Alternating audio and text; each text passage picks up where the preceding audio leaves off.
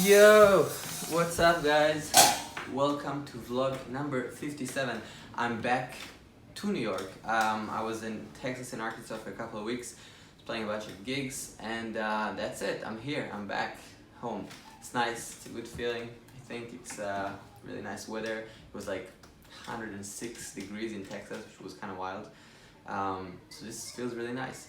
Well, I thought of talking a little bit about playing the changes over a blues in a very, very clear and simple way. So I prepared a click, a little beat, and the chords in a really simple way, just so we hear it. And what I want to do is just like playing the chord tones, just expressing the harmonic progression. Again, changes in the sense of what's changing between one chord to the next, okay? So let's try that. I'll just let this be, turn it up a little bit so you hear it. So I'm just gonna use chord tones. I'm also not gonna do a lot of rhythmic stuff. I'm just gonna do super simple.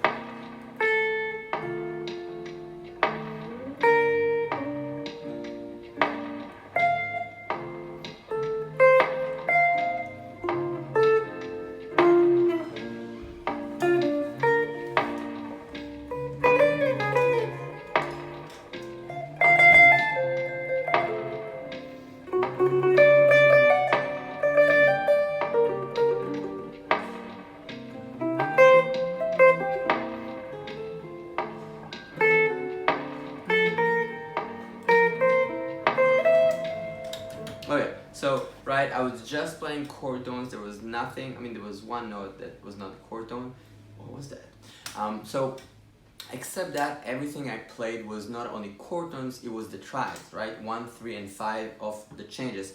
This was a blues in F, and I was playing really, really simple stuff to express the idea. Now, I was changing the rhythms and playing different kind of things, so it felt like more of a solo. I mean, not the solo of my life, but you know, just like a little bit had this element of solo-ness in it.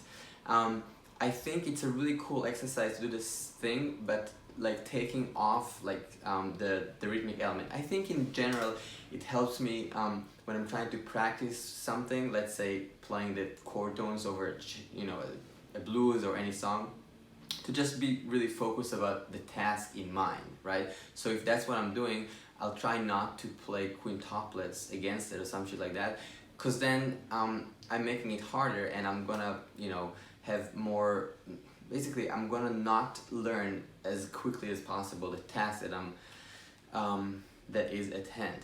Well, so in that sense, I would just have the click and I'll just have the click, and now I'm just I'm gonna play half notes. So right, you can also skip like octaves, right? Assuming your guitar's in tune.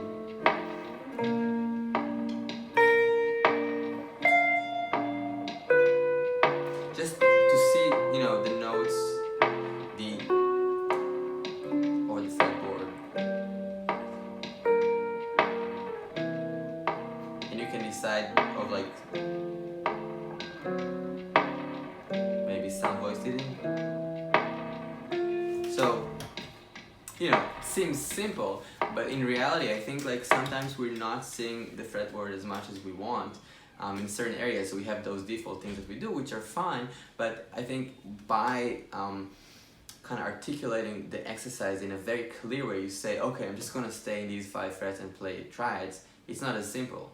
And then like doing it and trying to make something musical out of that exercise, only with half notes, you know, that's not necessarily the easiest thing. So then I would do the same thing with chord notes. My bad.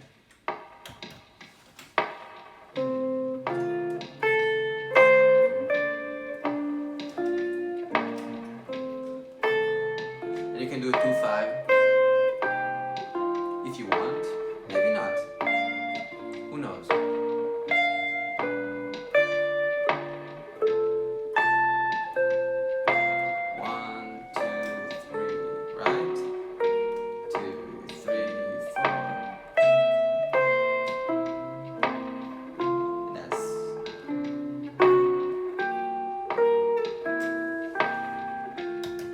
again, not the solo of my life, but it's cool. I'm expressing the chords and the changes in a clear way. Then I think after playing it in chord notes, I might try to do the same thing, but just like take the, like kind of free the rhythmic aspect of it and try to really be strictly playing it, just the triads, but just the rhythmic element will be more free. So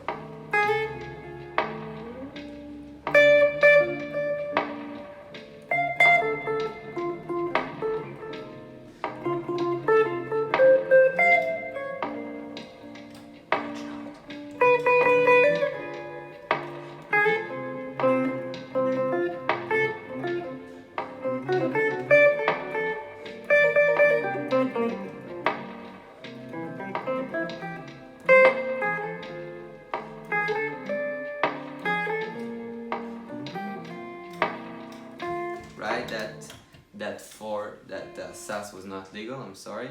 Played C sus 4 to C major and then resolved it there at the end. But again, maybe I had one or two chromatic little things, but except that, I think I was 97% or so accurate and kind of faithful to the changes in the sense of just playing the triads. So again, I mean, you see, it's really powerful and you can really express a lot, and that's of course with very, very simple sets of changes. Now I think what a lot of the the masters do, they'll take these chords and they will find alternate ways to get from point A to point B. So if they're playing a blues, they might not play just F7, B flat, 2, 5. They'll do different changes. Of course you have all the Parker, all these changes, but you have a lot of other options that people did do and will do, and you can really come up with anything you want in that sense, these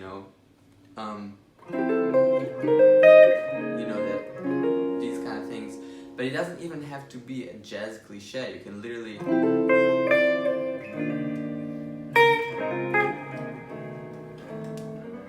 maybe, and then you can solo over these sets of changes. You can write them down or think about them, and I think the more we do it and kind of try to have that flexibility, the better we get at that. Okay, what do you think? Is it cool? Is it helpful? I'll try to do more of these vlogs now that I'm back. I have a little bit more time. And yeah, the trip was really fun. I'm finishing the album.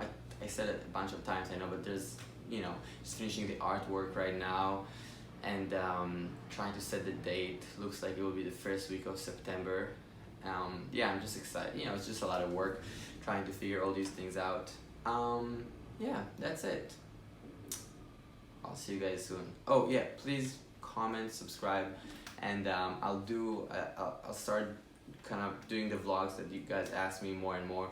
If you want to remind me in a comment, that would be great. I have a list, but sometimes I'm not 100% on it. So if you want to remind me anything you want, it's no worries. It would be great for me to just be reminded of what you guys need and feel like talking about, and I'll do it these next few days. All right.